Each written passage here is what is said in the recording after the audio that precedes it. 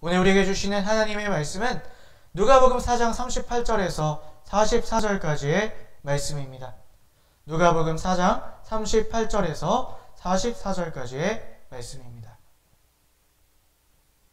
제가 읽도록 하겠습니다. 예수께서 회당을 떠나서 시몬의 집으로 들어가셨다.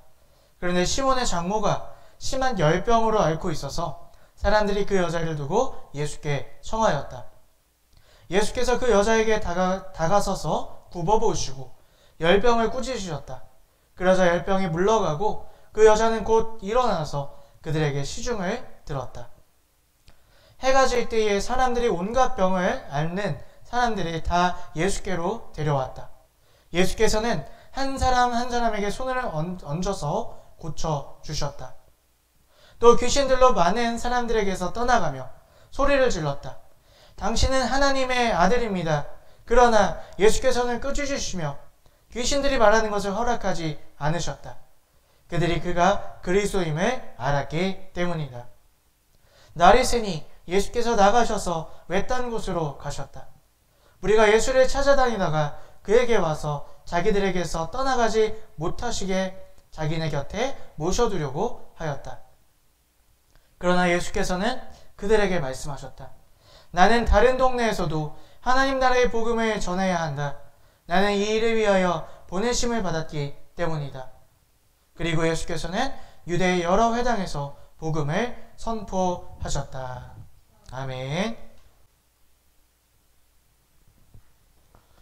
오늘 우리 예수님을 사랑하시고 주인 삼으셔서 함께 예배드리시는 여러분들에게 하나님의 은혜가 넘치기를 축복합니다. 지난 한 주도 여러분 어떻게 지내셨습니까? 누군가 이런 이야기를 한 것을 들은 적이 있습니다. 인생의 속도는 내 나이의 숫자만큼 빨라진다. 여러분 이런 얘기 혹시 들어보셨나요? 한 주간 지나가는 속도가 여러분 어떠하셨습니까? 우리의 인생은 내 것 같지만 나도 모르게 빠르게 지나가 버리는 것이 바로 내 인생입니다. 그래서 우리는 오늘이라는 순간순간을 잘 사용해야 합니다. 잘 살아야 한다는 것이죠. 그래야 뒤돌아봤을 때 우리의 인생이 허망하지 않을 수 있다는 것입니다. 그렇다면 우리가 가장 잘 사는 방법, 우리의 오늘 이 시간에 가장 잘 사용하는 방법은 무엇일까요? 바로 매 순간 예수님을 바라보며 말씀대로 그분의 뜻대로 살고자 하는 것, 그것이 우리의 인생을 가장 잘 사는 방법인 줄로 믿습니다.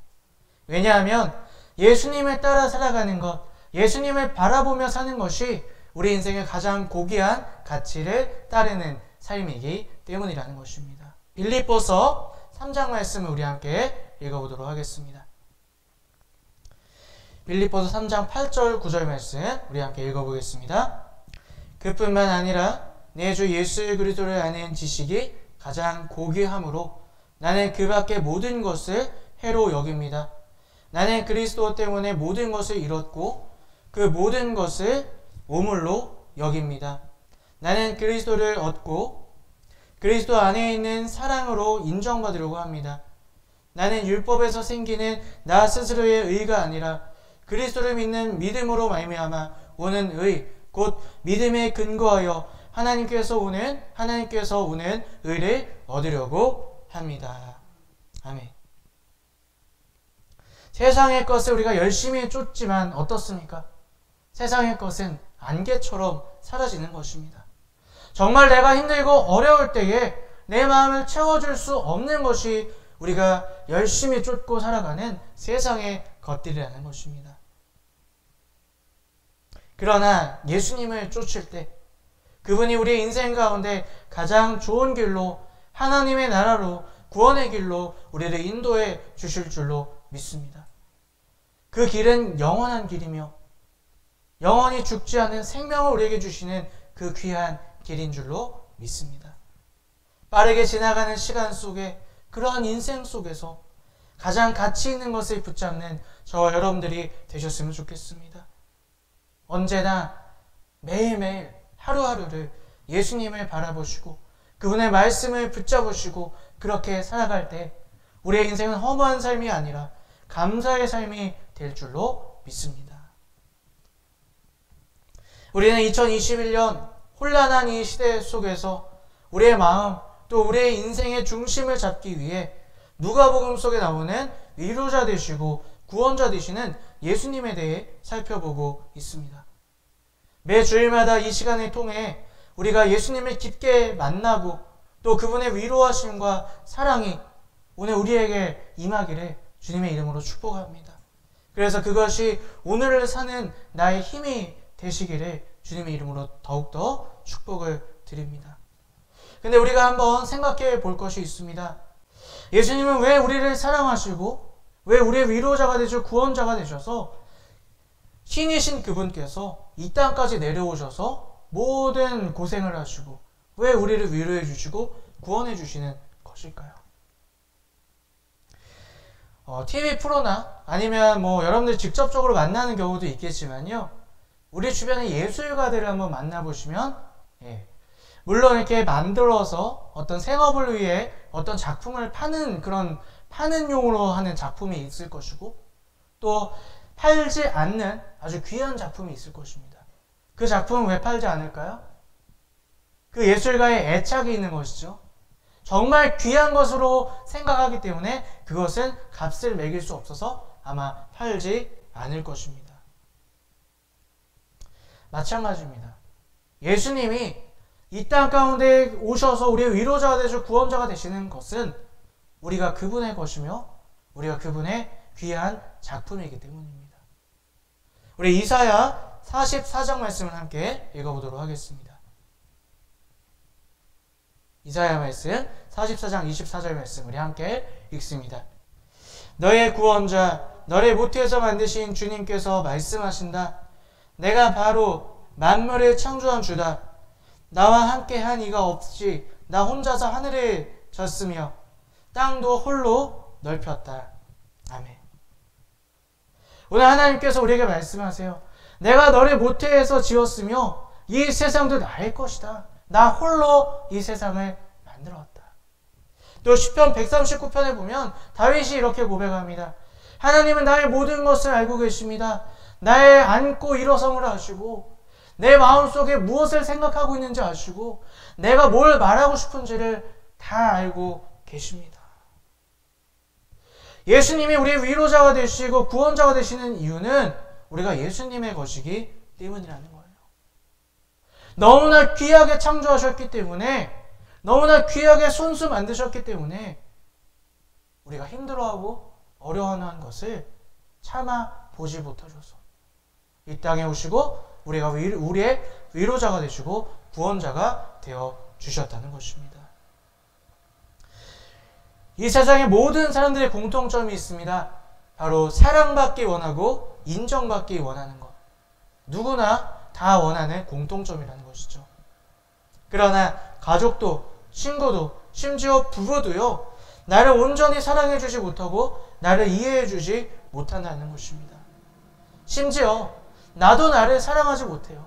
왜 그렇습니까? 나에 대해서 모르고 있기 때문이라는 것이죠. 하지만 오늘 나를 아시는 분이 함께 계시다는 거 여러분 기억하시기 바랍니다. 그분은 나를 순수 지으시고 세상 어디에도 없는 존재로 나를 만드셨다는 거예요.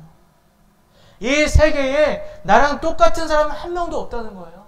나만의 나로서 걸작품으로 나를 만들어 주셨다는 것입니다. 그래서 오늘 내가 나를 생각하는 것보다 나를 더 소중히 여기시고 사랑하시고 아끼시고 계시는 분, 그분이 바로 예수 그리스도이시라는 것입니다.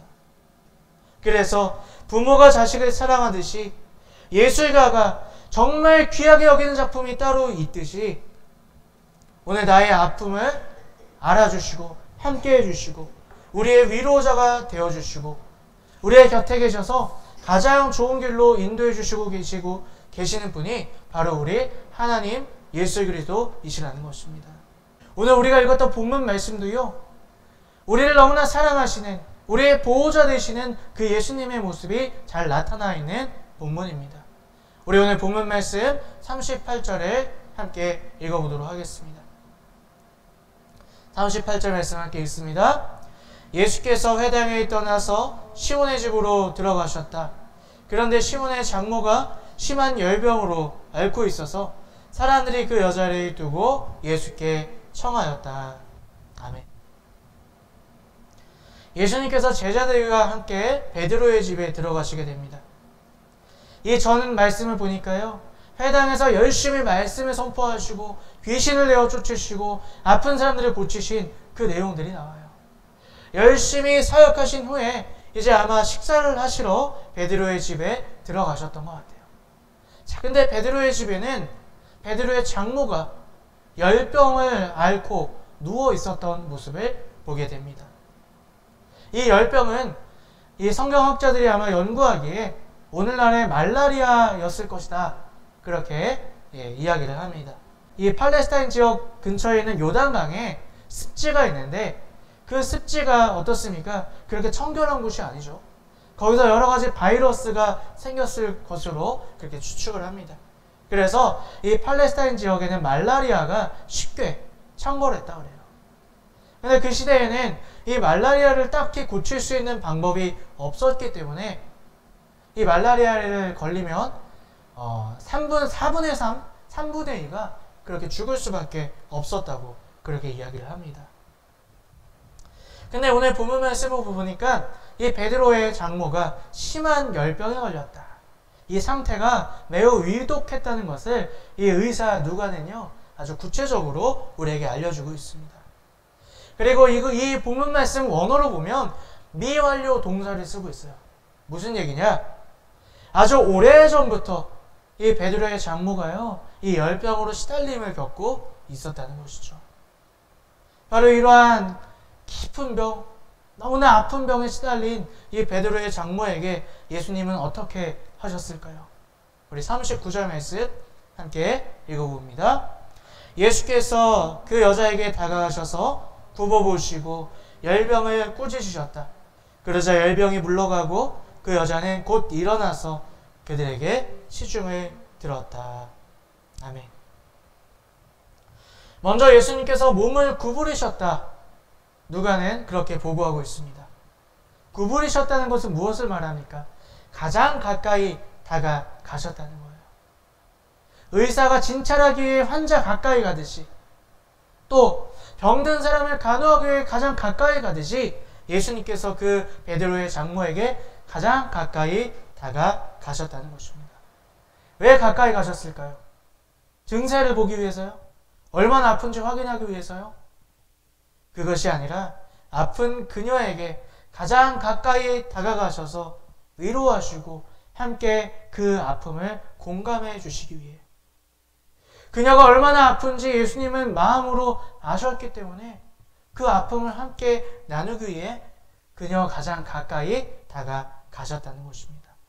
그리고 그녀의 병을 고쳐주십니다. 재미있는 것은요, 오늘 본문에 보니까 병을 꾸짖으셨다, 이렇게 이야기를 하고 있어요.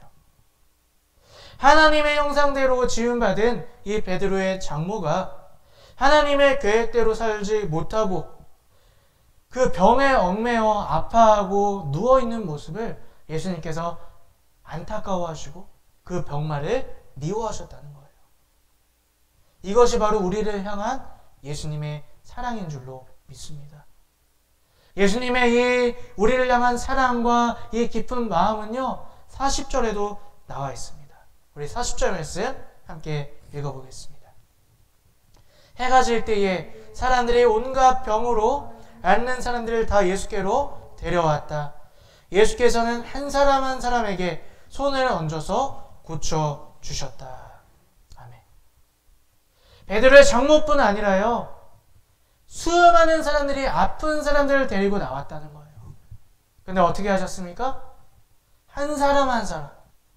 그냥 예수님께서는 사실 한꺼번에 다 고치실 수도 있었을 거예요. 근데 한 사람 한 사람 머리 위에 손을 얹으시고 그렇게 고쳐주셨다는 거예요. 왜요? 그 한 사람 한 사람이 예수님께 너무나 소중한 존재였기 때문이에요. 그 한 사람 한 사람이 병으로 또 귀신에게 사로잡혀 힘들고 괴롭고 어려웠던 그 마음을, 예수님은 그 마음을 함께 아파하시고 위로하시고 회복시켜 주시기를 원하셨다는 것입니다. 예수님에게 한 명 한 명은 다 자기 것이었어요. 너무나 소중한 사람들이었어요. 그래서 한 명 한 명 깊게 보살펴 주시고 위로하시고 회복시켜 주시기를 원하셨다는 것입니다. 오늘 그 예수님의 깊은 사랑과 돌보심이 오늘 이 자리에 예배드리시는 여러분들을 향해 있음을 여러분들 기억하셨으면 좋겠습니다. 그리고 그것을 믿음으로 그 사랑의 예수님을 만나시는 저와 여러분들이 되셨으면 좋겠습니다. 예수님은 오늘 인생에 지쳐 쓰러지고 상처난 자들을 굽어보시고 계십니다. 그 아픔에 슬퍼하시고 우리가 힘들어하는 그 힘들어함에 위로해 주시고 새 힘을 주시기 원하시는 분이신 줄로 믿습니다. 오늘 나는 지친 마음으로 그 지친 마음을 무엇으로 채우시려고 하고 계십니까? 누구의 위로로 그 아픔을 위안 삼으려 하고 계십니까? 예수님 말고요, 가족에게, 친구에게, 아니면 세상의 쾌락인 술과 담배로, 쇼핑으로, 여행으로 나의 어렵고 힘들고 답답한 그 마음을 위안받고 채우려고 하고 계시지는 않으십니까? 어떤 분들은 이렇게 이야기하실지도 몰라요. 아, 그때는 예수님이 이 땅에 계셨잖아요. 그래서 내 손도 잡아줄 수 있었고 머리에 손을 얹어주실 수도 있었고 가까이 오실 수도 있었잖아요. 근데 지금은 예수님 이 땅에 안 계시잖아요. 이렇게 말씀하실지도 모르겠습니다. 그러나 우리가 십자가를 바라보는 것, 그 십자가를 믿는 것이 오늘 그 예수님의 사랑과 위로를 우리가 누리고 얻는 길인 줄로 믿습니다. 십자가를 믿는다는 건 무엇입니까? 우리를 사랑하셔서 이 땅에 오시고 이 땅의 모든 인생의 문제를 대신 짊어지시고 십자가에서 승리하셨다는 것을 믿는 것, 그것이 바로 십자가를 믿는 것입니다. 그러므로 말미암아 우리가 십자가를 바라볼 때 이 십자가 형상을 보는 것이 아니라 그 십자가의 약속, 그 십자가의 은혜, 그 십자가를 지신 예수 그리스도를 바라보는 것이고요. 그 예수님이 오늘 우리와 함께 계심을 위로해 주시고 나를 사랑해 주시고 내 등을 토닥여 주시고 나를 만져주시는 그 놀라운 은혜가 십자가를 믿을 때, 그 십자가의 능력을 믿을 때 오늘 우리의 마음 가운데, 우리의 인생 가운데 나타나게 되는 것입니다. 이제는 진정 예수님을 바라보며 살아가시는 저와 여러분들이 되셨으면 좋겠습니다. 아무것도 우리의 위로와 평안과 능력이 될 수 없음을 깨닫는 여러분들 되셨으면 좋겠습니다. 오직 나를 아시는 분, 나를 지으신 분, 나를 너무나 아끼셔서 나를 굽어 살펴보시는 그 예수님께 이제는 우리의 마음을 쏟으시며 그 예수님의 위로와 능력을 얻으시는 저와 여러분들이 되셨으면 좋겠습니다. 그런데 그렇게 우리를 사랑하시는 분이요, 떠나실 수밖에 없는 사람이 있다는 것입니다. 누구일까요? 오늘 본문은 42절부터 44절까지를 함께 읽어보도록 하겠습니다. 날이 새니 예수께서 나가셔서 외딴 곳으로 가셨다. 무리가 예수를 찾아다니다가 그에게 와서 자기들에게서 떠나가지 못하게 하시게 자기네 곁에 모셔두려 하였다. 그러나 예수께서는 그들에게 말씀하셨다. 나는 다른 동네에서도 하나님 나라의 복음을 전해야 한다. 나는 이 일을 위하여 보내심을 받았기 때문이다. 그리고 예수께서는 유대의 여러 회당에서 복음을 선포하셨다. 아멘. 밤늦게까지 예수님께서 아마 자신에게 몰려드는 사람들을 치유하시고 또 말씀을 선포하시고 귀신을 내어 쫓으셨던 것 같아요. 그렇게 밤늦게까지 사역하시고 피곤하셨지만 다시 이른 새벽 하나님과 교제를 위해 기도하시기 위해 외딴 곳으로 예수님께서 나오십니다. 예수님은 참 1분 1초도 헛되이 쓰시지 않으셨던 분이셨어요. 자, 그런데 이른 아침부터 많은 사람들이 예수님을 찾아다니기 시작합니다. 그리고 42절 말씀을 보니까 예수님을 다른 곳에 가시지 못하게 붙잡아 두었다. 이렇게 말하고 있어요. 그러자 예수님께서 나는 여기에 머물러 있지 못한다. 나는 다른 마을에도 하나님의 말씀을 전하러 가야 한다. 그러면서 떠나시는 모습을 보게 됩니다. 자, 아니 사람들이 예수님을 원했잖아요. 그런데 왜 예수님은 이 사람들을 떠나가실 수밖에 없었던 것일까요? 여러분, 이 본문 말씀을 보면요, 우리가 자칫 오해할 수 있는 부분이 있습니다. 예수님께 우리가 어려운 거, 위로해달라는 거, 능력을 구한다는 그런 기도는 여러 번 하면 안 되는 것일까요? 그럼 예수님이 떠나가시는 걸까요? 절대로 그런 것이 아닙니다. 예수님의 능력만을 구해서는 안 된다는 거예요. 예수님의 위로만을 구해서는 안 된다는 거예요. 무슨 얘기일까요? 여러분, 자녀가 있으신 분들은 아마 크게 공감이 되실 거예요. 자녀가 태어나면 그 자녀를 위해서 온갖 정성으로 이 자녀를 키웁니다. 그리고 이제 이 자녀가 학교에 다니고 중학생, 고등학생이 되면 돈이 필요하죠. 용돈을 줍니다. 그런데 이 자녀가요, 20대가 되고 30대가 되고 40대가 돼도 자기의 일을 구하려고 하지도 않고 집에서 놀면서 계속 돈만 달라 그러면 어떨까요? 마음이. 마음이 기쁘시지 않으실 거예요. 한 나라의 국민이 되기 위해서는 의무와 권리라는 것이 있습니다. 그 나라 정부에서 주는 권리를 누려야 하겠지만요, 그 나라에서 제시하는 의무도 성실히 지킬 때에 그 권리를 누릴 수가 있다는 것입니다. 그런데 그 나라에서 원하는 세금이나 국방의 의무나 이런 것들은 하지 않으면서 권리만 찾으려고 한다면 그 사람은 어떻게 될까요? 그 나라로부터 제재를 받을 수밖에 없다는 것입니다. 우리가 처음 세상을 살다가 예수님을 만나기 전에 세상을 살아가다가 상처를 입고 넘어지는 이유는 무엇입니까? 우리가 누군지 어떻게 살아야 하는지 모르기 때문이라는 것이죠. 그래서 내 마음대로 살다가 죄에 사로잡혀 넘어져서 우리는 인생 가운데 괴로움과 아픔 가운데 살아갈 수밖에 없다는 것입니다. 그런데 그렇게 살다가 어때요? 예수님을 알게 되죠. 예수님이 나를 위해서 십자가에서 죽으시고 나의 모든 죄를 사하여 주셨다. 우리는 원래 예수님이 지으신 존재이다. 그래서 그 예수님을 믿고 영접함으로 우리가 위로받고 상처가 치유되게 된다는 것입니다. 그렇다면 이제는 우리의 인생의 방향이 바뀌어져야 한다는 거예요. 원래 본분으로 우리가 인생을 살아가도록 노력하셔야 한다는 것입니다.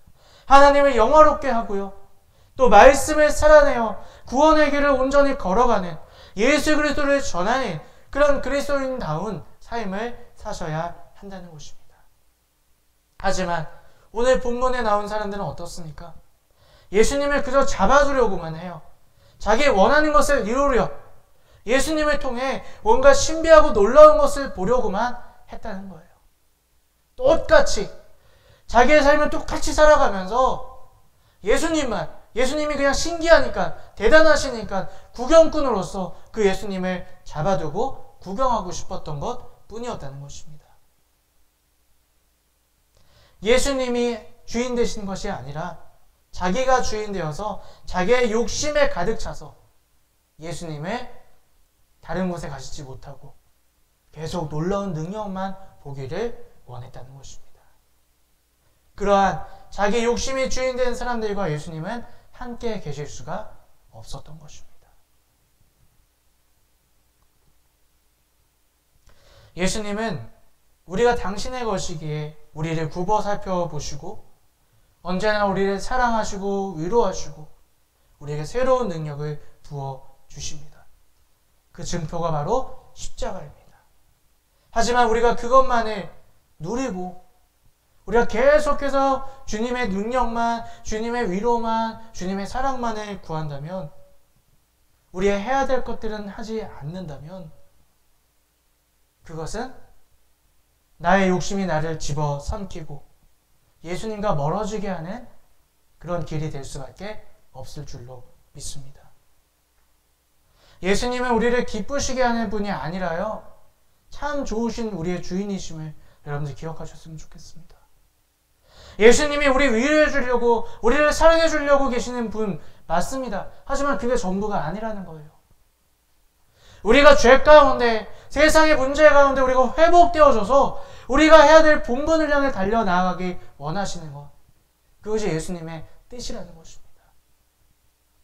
여러분, 오늘 먼저 인생의 어려운 순간 가운데 계시다면 예수님의 위로하심으로 회복되어지시는 여러분들 되셨으면 좋겠습니다.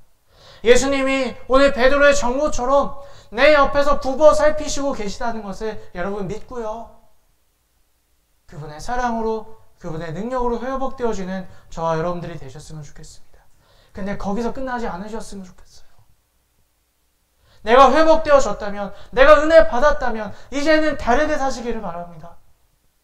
내가 나를 위해서, 내 욕심을 위해서 사는 것이 아니라 하나님의 뜻을 이루기 위해 말씀을 살아내며 예수 그리스도를 전하며 예수님을 닮아가며 그 구원의 길을 향해 걸어나가기 위해 나의 인생의 목적이 바뀌어지시는 저와 여러분들이 되셨으면 좋겠습니다.